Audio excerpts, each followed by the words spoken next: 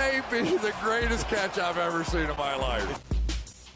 All right, guys, let's try to get this right this week after going out there and telling y'all to avoid starting Todd Gurley, telling y'all to avoid starting Nick Chubb both last week because I did not like the matchups for either running back. And now clearly, I mean, a week later, I am just looking like an absolute idiot. So guys, I mean, the pressure is on in week 4.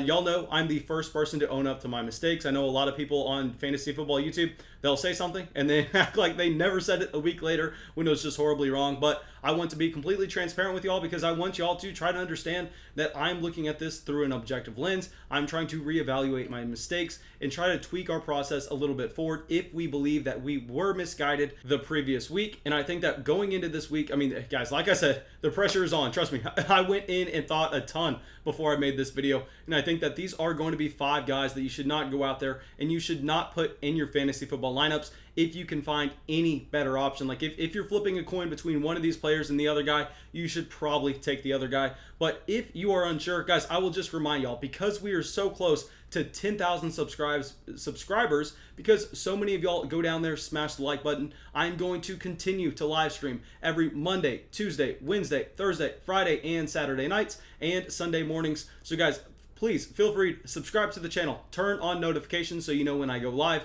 come in and ask me your own fantasy football question, and I will do my absolute best to try to get you an answer. Regardless, let's get into some of these running backs. And first, let's start with one of the guys I got horribly wrong in week 3. Let's talk about Joshua Kelley. Now, Joshua Kelley, the entire reason we wanted to go out there and jam him in our lineups in week 3 is, one, we saw that Justin Herbert was willing to go down there and check the ball down to the running back.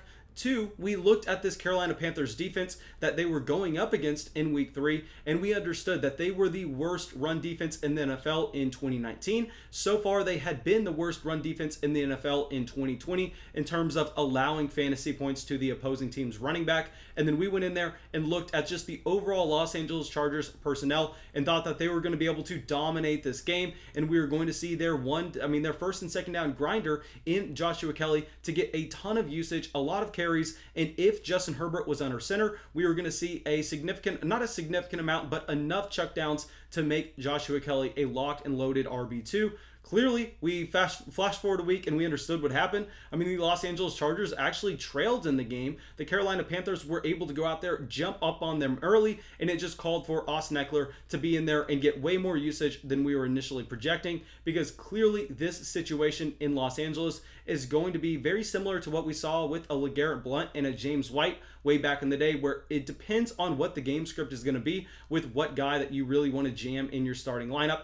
And now going up against the Tampa Bay Buccaneers, where I think we can confidently project Tampa Bay to be the favorite in this game, despite what you think of them going in through 3 weeks so far. I think that if you look at the overall personnel for both of these teams, Tampa Bay is going to be the favorite. Tampa Bay should be leading the majority of the game. And if that is the case, I think we are going to see a very similar thing to what we saw in week 3 going into week 4, where this is going to be another week where it's an Austin Eckler week, another week where Joshua Kelley does not get enough usage just because they are not up in the game.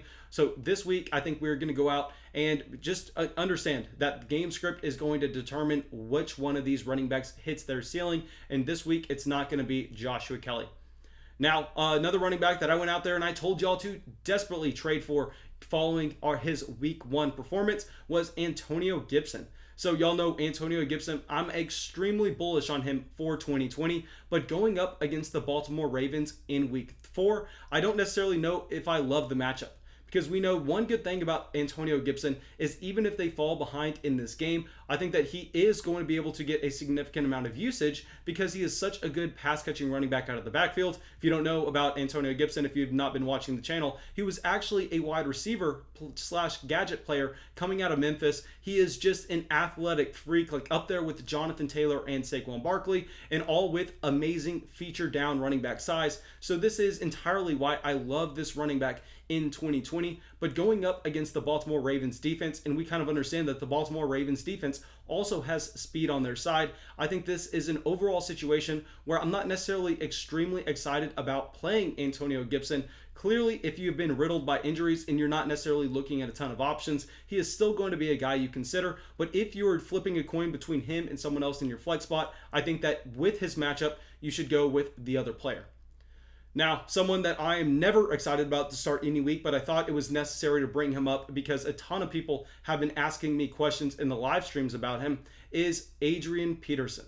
Now, I understand Adrian Peterson has been seeing an insane amount of carries, and very surprisingly, he does not look like Frank Gore did at that age. Adrian Peterson looks like he still has some juice. He's still able to go out there and bust off 15-yard runs, which at this age is extremely, extremely impressive. And we know that with these kind of silly rookie mistakes DeAndre Swift has made so far in 2020, this Detroit Lions team is going to continue to rely on Adrian Peterson for the time being in terms of handling their carries and getting the majority of the usage, because he's not going to go out there, he's not going to fumble, he's not going to drop passes. All he is going to do is he is going to take what the blockers get him. But I think similar to Josh Kelley when we were looking at this game, I don't think this is a game where the Detroit Lions are going to really be leading in a game that they're just going to be trying to run out the clock. What I expect to happen is I expect with them going up against the Green Bay Packers, the Green Bay Packers are going to be able to jump on them with a significant lead. And then if that is happening, I don't think we really see the usage there for Adrian Peterson,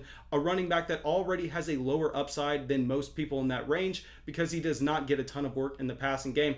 So with Adrian Peterson, this is not a week to start him. I mean, maybe I can consider starting him if he was going up against the New York Jets, the Denver Broncos, the Cleveland Browns, the Washington football team, just a very bad organization where we expect the Detroit Lions to go out there and be able to hold a lead throughout the game.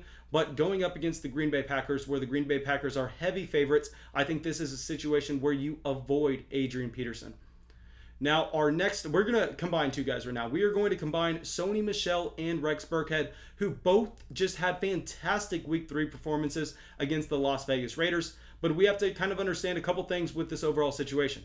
Yes, James White has been dealing with personal issues off the field, so he was not able to play in either one of these two games previously, but James White is back with the team. James White is back practicing, and I think we can expect him to have a role in this Week 4 matchup where we kind of understand that the New England Patriots are going to have to go out there and they're going to have to try to do their absolute best to aggressively push the ball down the field. It's going to be the exact opposite of type of game script to what we saw with them going out there and playing against the Las Vegas Raiders, where I told y'all they were going to win that game by running the ball and playing good defense. I think here Cam Newton and this team is going to have to air it out. So I think James White, being the receiving back on this team, is going to end up getting the majority of usage. And they are also having Damian Harris practice with the team right now. So we don't even know what running backs are going to truly be active on game day, because I would be extremely surprised if all four were on the roster on game day. Obviously, they're going to be on the roster, but active roster on game day. So I think with Rex Burkhead and Sony Michel, neither one of these guys I have any interest in putting them in my starting lineup.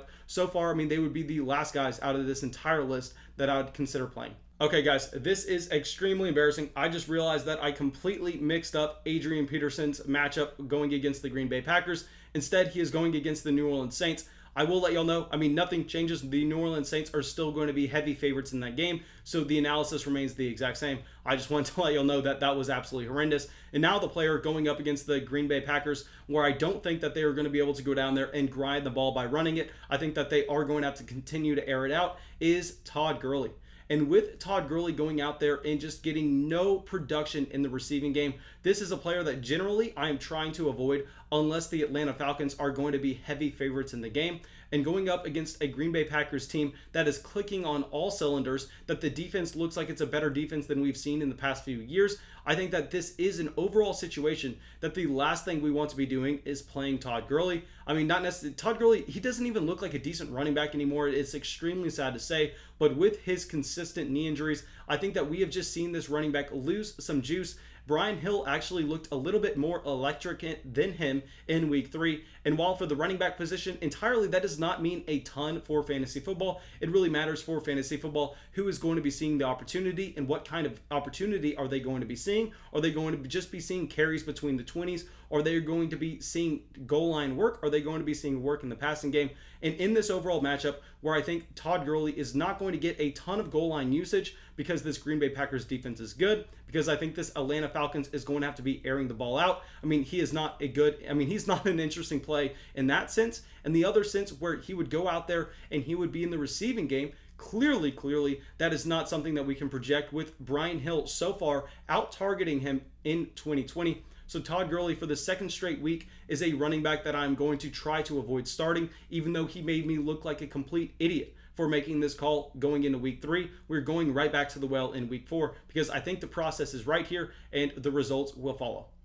But thanks, guys. I really hope y'all enjoyed the video. I really hope y'all got something from it. As always, if you did, please make sure you go down there, drop a like, subscribe to the channel, and I will see y'all in the live stream tonight.